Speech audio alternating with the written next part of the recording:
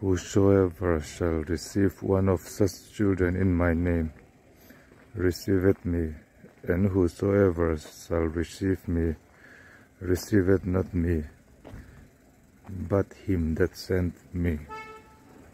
May God bless you. Amen. Tu po kaming avanga hetiang no pangte pakhat po lo mapiang chu ke ma mi lo man niyang. Tu po ke mi lo mapiang chu ke mi lo man ni lo wanga.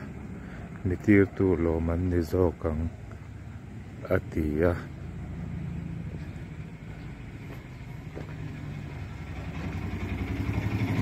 Isuat ngin kan tiselang sarau tiang himzara lalpan malsom cerose. Amen.